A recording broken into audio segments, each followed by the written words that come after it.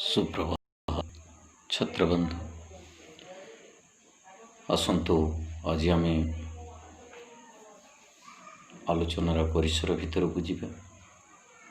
आज पाठ्यक्रमटी हूँ centre state relationship बा केंद्र एवं राज्य मध्य संपर्क को आम अनुध्यान करिबा। संघीय शासन व्यवस्थार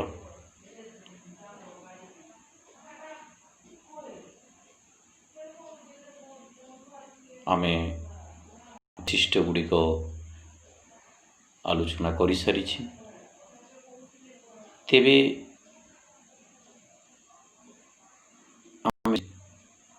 मन रखा उचित प्रोफेसर दार्शनिक केसी हुएरंकर मंतव्य को जे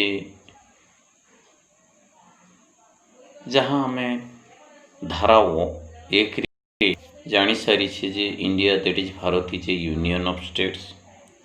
भारत होछि राज्य मानकर समावेश। कौन फेडरेशन शब्द संविधान रे नाही, तथापि संविधान समस्त संविधान रे गोटे संघीय राष्ट्र रे जो उपादान माने रहिबा कथा से उपादान भरपूर होकरी भारतीय शासन व्यवस्था रे रही। तेणु भारत गोटे संघीय राष्ट्र बोली कहा जाए। तेले दार्शनिक केसी हुएर से जुक्ति बाढ़ी जे India is quasi federal state, अर्थात भारत होची गोटे अर्ध राष्ट्र संघ। एटा संपूर्ण भाव रे फेडरल नुहे। India is not completely a federal state and it is also not completely an unitary state. यह संपूर्ण भाव में गोटे ऐकिक राष्ट्र नुहे। भारत ऐकिक राष्ट्र नुहे कि भारत गोटे संघीय राष्ट्र नुहे। It is a mixture of unitary as well is federal structure. Unitary in federal in form but unitary in spirit. गठनटा फेडरल फॉर्म गोटे संघीय ढांचा, कार्यशैलीटा देखा गले ऐकिक ढांचा भी देखा जाए। तेबे वास्तविकता होछि जे स्वाभाविक समय रे भारत होछि गोटे संघीय राष्ट्र एवं अस्वाभाविक समय रे युद्ध बा जातीय जरूरी परिस्थिति समय रे बा विपद समय रे देशर विपद समय रे यह होछि गोटे ऐकिक राष्ट्र। काहीकि एभली करा जायछि प्रश्न उठी जे ऐतिहासिक प्रामाणिक तथ्य रही अनेकांश एवं राजनैतिक दूरदर्शिता ए दृष्टि भारत को गोटे से भली क्षमता संपन्न करा जायछि जे विपद आसिले भारत गोटे ऐकिक राष्ट्र हबो एवं शांति समय बा साधारण समय स्वाभाविक समय भारत होछि गोटे संघीय शासन व्यवस्था रे परिचालित हो। तेबे संविधान रे समस्त विषय लिखित भाव में वर्णित करा जायछि। आ सेंटर आउ स्टेट भारतीय शासन व्यवस्था रे केंद्र सरकार एवं राज्य सरकार क्यों भली भाव में संपर्क स्थापन करिवे तार सविशेष तथ्य तार सविशेष धारा गुड़िक तार समस्त विषय वस्तु गुड़िक टिकिनिकी भाव में संविधान रे स्थान दिया जायछि। भविष्य में केंद्र और राज्य मध्य से कौन द्वंद्व उपजीव ना।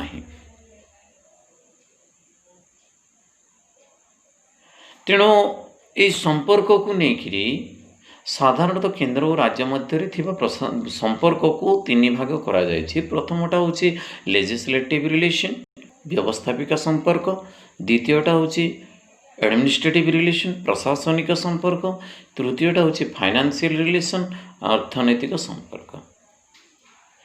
तेबे आमे प्रथमे आलोचना परिसर भितर को जिबा legislative relation between centre and state. केंद्र एवं राज्य सरकार मध्यरे केंद्र और राज्य मध्यरे कौन व्यवस्थापिक संपर्क रही। एटा हूँ आमर प्रथम संपर्क को आम आलोचना करिबा।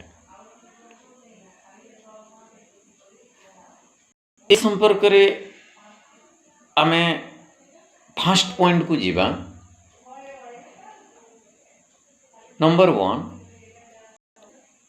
आर्टिकल 245 धारा 245 रे वर्णना करा जायछि जे संसद सारा भारतर आईन प्रणयन करिवो एवं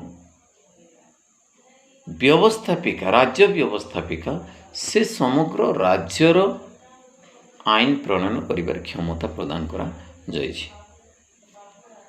फर्स्ट पॉइंट। 2 नंबर पॉइंट होछि धारा 246 रे वर्णना करा जायछि जे समस्त विषय को 3 भाग करा जायछि। प्रथम भाग बा 3टी तालिका करा जायछि। प्रथम तालिका होछि केंद्र तालिका। यहाँ 49टी विषय जहाँ कि केंद्र सरकार को प्रदान करा जायछि एवं से विषय गुड़िक है प्रतिरक्षा, वैदेशिक व्यापार, मुद्रा प्रचलन, डाक ओ तार विभाग, आकाश पथ, जातीय पथ, रेल पथ,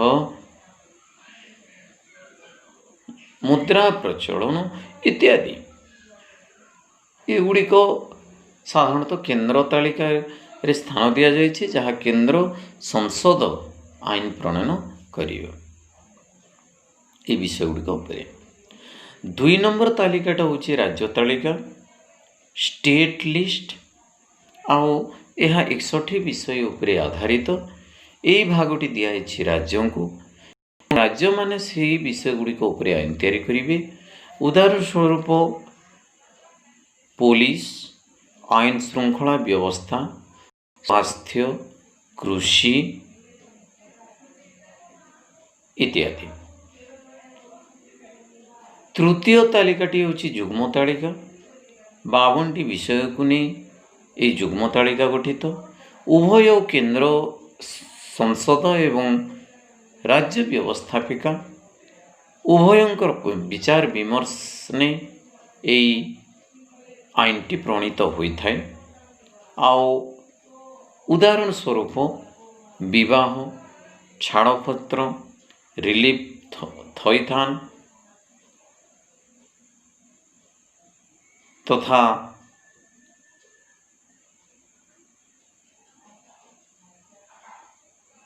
जन्म मृत्यु पंजीकरण इत्यादि।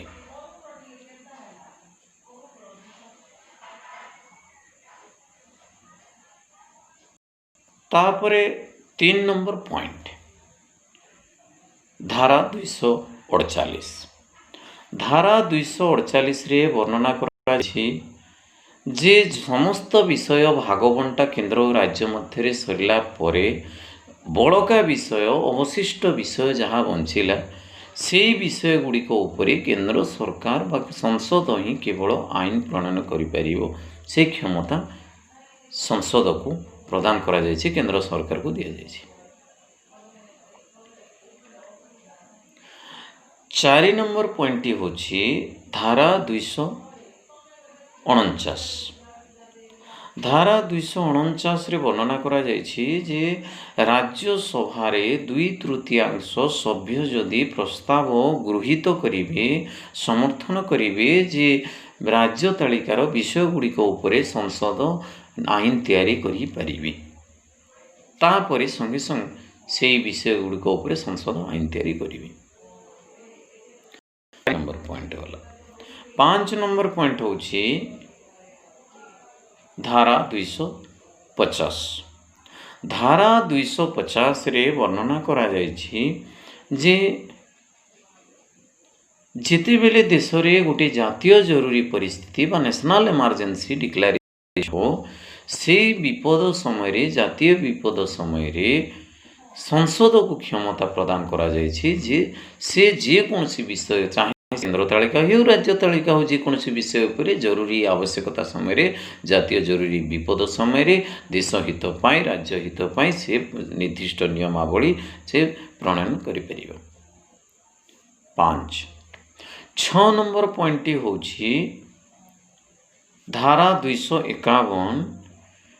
धारा 251 अनुଯାयी संविधान रे लिखा जायछि जे जदि केन्द्र प्रणीत आईन बा संसद प्रणीत आईन एवं राज्य व्यवस्थापिका प्रणीत आईन मध्य जदि द्वंद्व उपजे समस्या उपजे तेबे केवल केन्द्र प्रणीत आईन को प्राधान्य दियाजिवो बा केन्द्र प्रणीत आईन टी ही बलवत्तर रहिबो राज्य प्रणीत आईन बलवत्तर रहिबो नाही। एटा होछि 6 नंबर पॉइंट। 7 नंबर पॉइंट रे वर्णना धारा 252 रे वर्णना करा जायछि जे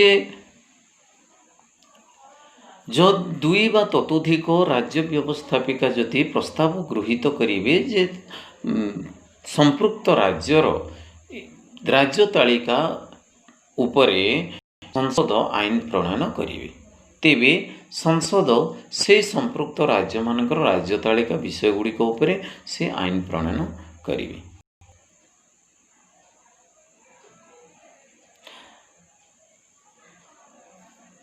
एटा हूँ 7 नंबर पॉइंट। 8 नंबर पॉइंट हूँ धारा 253। धारा 253 रे वर्णना करा जायछि